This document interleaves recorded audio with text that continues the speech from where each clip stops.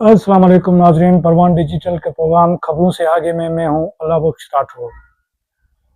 नाज़रीन, बच्चे तो हमारा मुस्तकबिल होते हैं और हैं, लेकिन जो हुक्मरान हैं उनके सामने शायद ही हमारा मुस्तकबिल नहीं है। उन्हें न उनकी तरबियत का कोई ख्याल है और न ही ज़िंदगी का। और इसका सबसे बड़ा मिसाल जो है वो इस्लामाबाद है, जहाँ प्रिंस हॉस्पिटल है, जहाँ पे 14 नौमौलूद झुलस कर शहीद हो गए।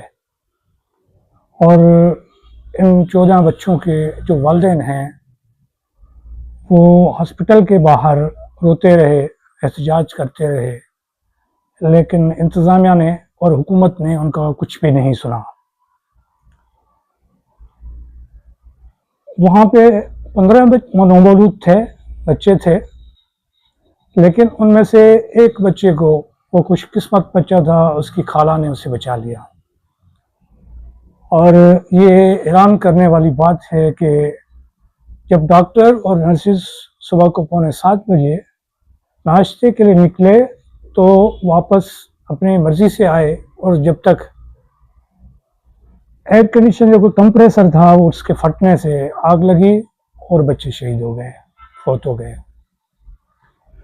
और ये भी बताया गया कि आईसीयू में जहाँ बच्चे मौजूद थे उसको ताला लगाया गया, और ताला लगा के डॉक्टर बाहर गए और अंदर किसी को जाने नहीं दिया गया।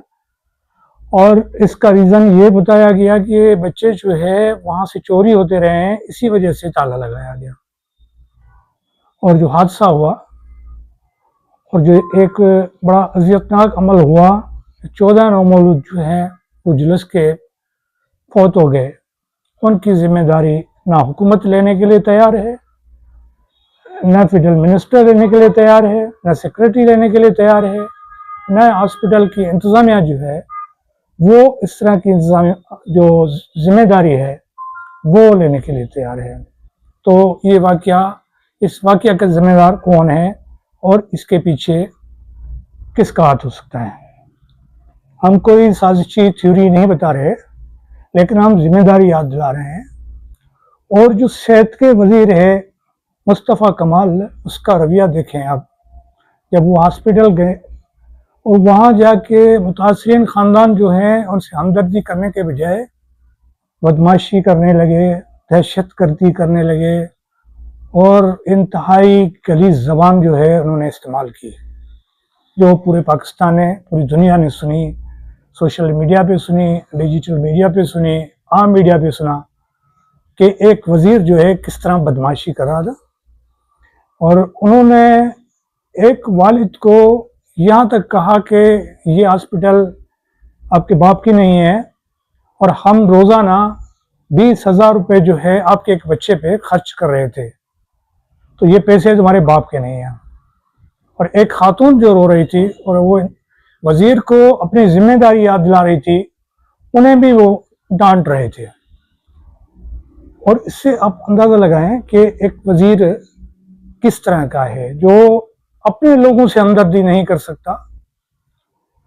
और जिस बंदे को वो ये डांट रहा था और कह रहा था कि ये हॉस्पिटल आपके बाप की नहीं है और हम 20,000 रुपये रोज़ाना खर्च कर रहे थे बच्चे पे, वो आपके बाप के नहीं है, तो मुतासिर जो वालिद था वो उनसे ये सवाल भी पूछ सकते थे कि ये हॉस्पिटल मुस्तफ़ा कमाल के बाप की भी नहीं है, क्योंकि मुस्तफ़ा कमाल ने ये हॉस्पिटल नहीं बनाई। ये हॉस्पिटल जो है अवाम के जो पैसे हैं, अवाम के जो टैक्सेस के पैसे हैं, उससे बनी है। इसीलिए हम यकीन से कह सकते हैं कि ये हॉस्पिटल जो है मुस्तफ़ा कमाल के बाप की नहीं है, न ही वज़ीर आज़म के बाप की है, न किसी और वज़ीर के बाप की है, न किसी सेक्रेटरी के बाप की है, न किसी ब्यूरोक्रेट के बाप की है, लेकिन ये अवाम की है। और अवाम ने जो टैक्स के पैसे दिए हैं उससे ये हॉस्पिटल बनाई गई। तो इस तरह की ज़बान से एक तरफ वज़ीर की अखलाकियात का भी पता चलता है, और साथ में वो जिस तरह का रवैया अख्तियार कर रहा था उसका भी पता चल रहा है।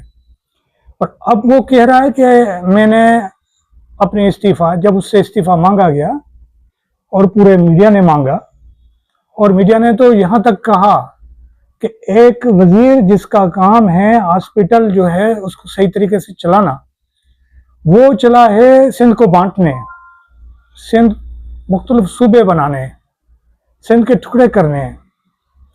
और ये वजीर जो है अपना फर्ज पूरा करने के बजाय, अपना काम करने के बजाय ऐसे कामों में उलझे हुए हैं जो उनका काम नहीं है। तो अब वो कह रहे हैं, जब सब लोगों ने कहा तो इस्तीफा तो बनती है, पहले पहले वजीर इस्तीफा दे दे।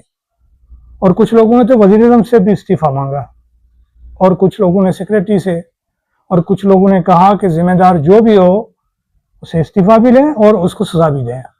और कुछ लोगों ने तो जज्बाती होकर कहा कि वजीर को जेल में डालना चाहिए, उसको फांसी देनी चाहिए, यहाँ तक लोगों ने कहा। अब लोगों का गुस्सा बजा है और सही कह रहे हैं वो, क्योंकि यहाँ के हुक्मरान जो है अपना फर्ज पूरा नहीं करते, और जो उनका काम है वो करने के बजाय गैर निसाबी सरगर्मियाँ करते हैं, वो किसी और के एजेंडा पे चलते हैं। वो ये जताने की कोशिश करते हैं कि वो जो वजीर बने हैं वो अवाम के वोट पे नहीं बने, और यकीनन नहीं बने।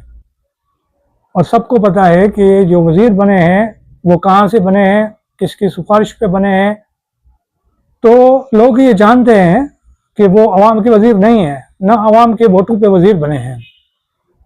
तो इसी वजह से हम इसके बावजूद ये कह रहे हैं कि जब वो वजीर कहला रहे हैं और वो मौजूद हैं सीट पे, तो उन्हें जिम्मेदारी भी लेनी चाहिए और इस्तीफा भी देनी चाहिए।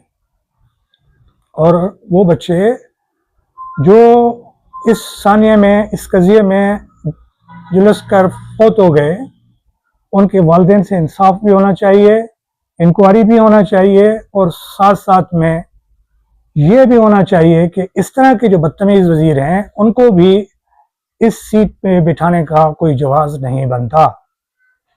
क्योंकि ये बदतमीज़ी जो अवाम से की गई है ये उसकी तरबियत है, उसे जो सियासी तरबियत दी गई, जो कराची में जिस तंजीम ने उसकी तरबियत की, ये उसकी तरबियत है कि वो एक इतने अच्छे और अहम ओहदे पे होने के बावजूद भी लोगों से इतनी बदतमीजी से बात कर रहे हैं। तो हमें यकीन है कि मुस्तफ़ा कमाल से इस्तीफ़ा भी मांगा जाएगा और उसको कहा जाएगा इस्तीफ़ा दे दे, और साथ में इस सानिया की तहकीकात भी कराई जाएगी ताकि आइंदा ये वाक़या ना हो।